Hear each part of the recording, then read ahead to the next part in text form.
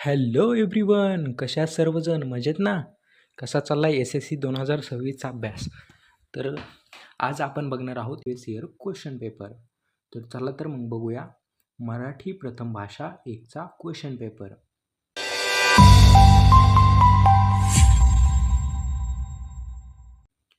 तर यासाठी आपल्याला वेळ आहे 3 तास दिलेला जाणार आहे वेळ. एकूण गुणांना असणार आहेत 80. Total marks 80. तर चला तर पहिले तर इथे आपल्याला सूचना दिली जातील. त्या सूचना तुम्ही बघून घ्यायच्या आहेत. त्यानंतर विभाग 1 गद्य. त्या गद्यामध्ये आपल्याला काय दिले जाणार, तर पहिला क्वेश्चन असणार आहे क्वेश्चन फर्स्ट अ. उताऱ्याच्या आधारे सूचनेनुसार कृती करा. खाली तुम्हाला एक उतारा दिला जाईल, त्यानुसार तुम्हाला जे काही क्वेश्चन असतील त्याचे आपल्याला आन्सर लिहायचे आहेत. तर याच्यातला क्वेश्चन पहिला दिलेला आहे उत्तरे लिहा, जो की आहे 2 मार्कासाठी. तर तुम्हाला उतारा दिला जाईल, त्याच्यावरती उत्तरं याची लिहायची आहेत. तर हा उतारा आहे, तुम्ही पाहून घ्या.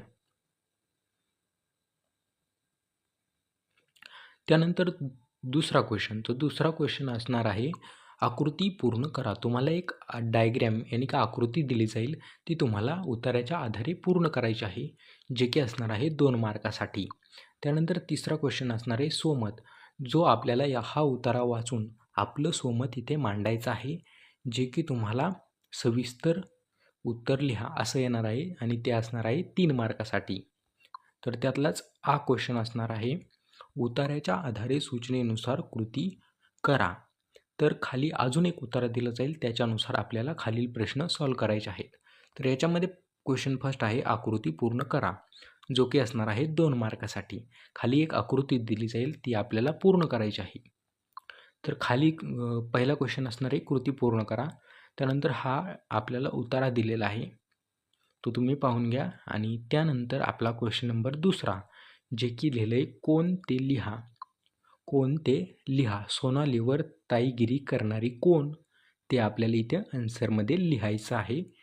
तसेच आपल्याला 2 दिलेले असतील, त्यात ते प्रत्येक एक क्वेश्चन हा 1 मार्कासाठी असणार आहे. टोटल झाले 2 मार्क्स. तर त्यानंतर क्वेश्चन तिसरा, तो असणार आहे स्वमत. तर स्वमत आपल्याला भेटणार आहे 3 मार्कासाठी. तर चला तर मग पुढं बघूया अपठित गद्य. तर अपठित गद्य क्वेश्चन ई, उताऱ्याच्या आधारे सूचनेनुसार कृती करा. इथे देखील आपल्याला एक उतारा दिला जाईल, सेम ॲज वरचा क्वेश्चन. तर चला तर मग हा क्वेश्चन पाहून घ्या तुम्ही. तर याच्यावरील प्रश्न तुम्ही बघून घ्या. तर तुम्हाला हा दुसरा विचारला आहे कधी ते लिहा, जे की असणार आहे 2 मार्कासाठी. त्यानंतर विभाग दुसरा. तर विभाग दुसऱ्यामध्ये आपल्याला आहे पद्य, जो की क्वेश्चन नंबर दुसरा अ. कवितेच्या आधारे सूचनेनुसार कृती करा. आता वरती आपल्याला उतारे दिले होते, तर खाली आपल्याला कविता दिलेली आहे, त्याच्यानुसार आपल्याला खाली क्वेश्चनचे आन्सर द्यायचे आहेत. आता याच्यामध्ये पहिला आहे चौकटी पूर्ण करा, जो की असणार आहे 2 मार्कासाठी. तर त्या कवितेच्या आधारे आपल्याला काही क्वेश्चन दिलेले आहेत, 2 क्वेश्चन दिलेले आहेत आणि ह्या 2 चौकटी आपल्याला पूर्ण करायच्या आहेत. एक चौकट 1 मार्कासाठी आहे. तर खाली कविता दिलेली आहे, ती तुम्ही बघून घ्या. त्यानंतर ह्या कवितेच्या नंतर आपल्याला आकृतीबंध पूर्ण करा, हा दुसरा क्वेश्चन दिला जाईल, जो की असणार आहे 2 मार्कासाठी.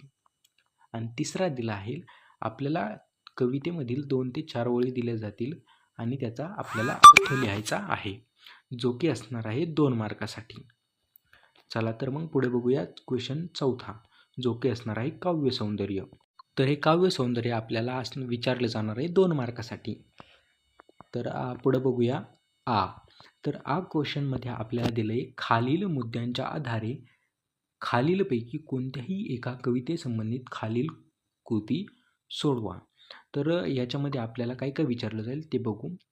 तर कोणतीही पाठ्यपुस्तकामधली एका कवितेबद्दल आपल्याला त्याचा प्रस्तुतचा कवी किंवा कवयित्री जे काय असेल ते लिहायचं आहे. प्रस्तुत कवितेचा विषय काय आहे ते लिहायचा. त्यानंतर कविता जर तुम्हाला आवडली असेल तर ती का आवडली याचं स्वमत लिहायचं आणि जर नसेल आवडली तर का नाही आवडली हे लिहायचं आहे. 2 मार्कासाठी विचारलं जाणार आहे. कवितेचं नाव 1 मार्कासाठी, कवितेचा विषय 1 मार्कासाठी आणि आवडायची किंवा न आवडण्याची कारणे 2 मार्कासाठी विचारली जाणार आहेत.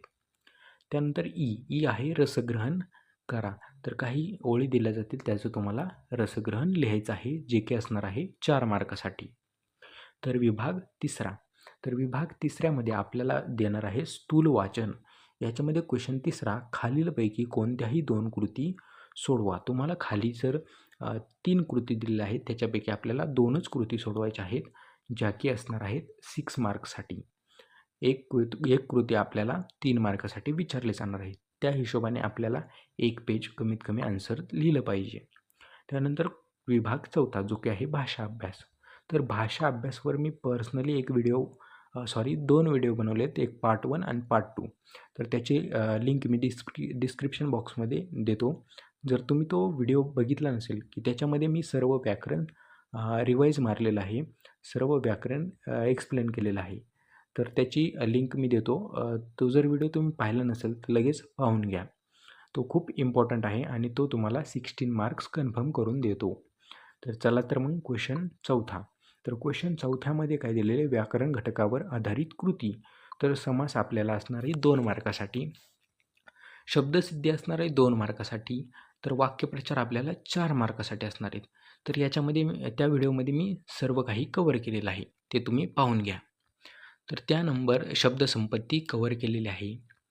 त्यानंतर लेखन नियमानुसार लेखन हे देखील मी पाठ कव्हर केलेला आहे. विरामचिन्ह असो, पारिभाषिक शब्द असो, सर्व मी कव्हर केलेले आहे. तर विभाग 5वा जो की आहे उपयोजित लेखन. उपयोजित लेखनमध्ये क्वेश्चन 5वा खालील कृती सोडवा. तर याच्यामध्ये आपल्याला पत्रलेखन दिलेलं आहे. तर हे पत्रलेखन तुम्ही सॉल्व करायचं आहे. त्यानंतर पत्रलेखनाला आपल्याला दिलेलं आहे सारांश लेखन. पत्रलेखन किंवा सारांश लेखन आपल्याला अटेम्प्ट करायचं आहे. आणि त्यानंतर आहे क्वेश्चन तर मध्ये दिले खालीलपैकी कोणत्याही 2 कृती सोडवा. तर पहिली आहे जाहिरात लेखन. जाहिरात लेखनला आहे बातमी लेखन किंवा कथा लेखन. तर या 3 कृती दिलेल्या आहेत, त्याच्यापैकी आपल्याला 2 कृती सॉल्व करायच्या आहेत. आणि ह्या 2 कृती आपल्याला असणार आहे 10 मार्कासाठी. 1 कृती आपल्याला 5 मार्कासाठी असणार आहे. तर चला तर यानंतर लेखन कौशल्य. लेखन कौशल्य. तर लेखन कौशल्यामध्ये आपल्याला दिलं जाणार आहे खालील लेखन प्रकारांपैकी कोणतीही एक कृती सॉल्व करा. आणि हे असणार आहे 8 मार्कासाठी. तर खाली प्रसंग लेखन आहे. प्रसंग लेखन, आत्मकथन आणि वैचारिक लेखन याच्यापैकी आपल्याला एक कृती सॉल्व करायची आहे, जे की आहे 8 मार्कासाठी. असाच काहीसा 2026चा पेपर येणार आहे. तर नक्कीच 2025 आणि 2024चा क्वेश्चन पेपर तुम्ही सॉल्व करून जाताल अशी अपेक्षा करतो. आणि जर तुम्ही व्याकरण जर तुम्हाला अवघड जात असेल, तर मी खूप साध्या आणि सोप्या पद्धतीमध्ये 2 व्हिडिओमध्ये तुम्हाला एक्सप्लेन केलेलं आहे. जर तुम्ही तो व्हिडिओ पाहिला नसेल, तर लगेच जाऊन तो व्हिडिओ पाहून घ्या. आणि जर काही शंका असतील तर त्या कमेंट बॉक्समध्ये विचारू शकता तुम्ही. आणि ही PDF जर तुम्हाला हवी असेल तर मला तसं सांगा, मी तुम्हाला ती अवेलेबल करून देतो. आणि हा व्हिडिओ जर तुम्हाला आवडला असेल तर लाईक, शेअर आणि सबस्क्राईब करायला विसरू नका. चला तर मग बाय बाय एव्हरीवन.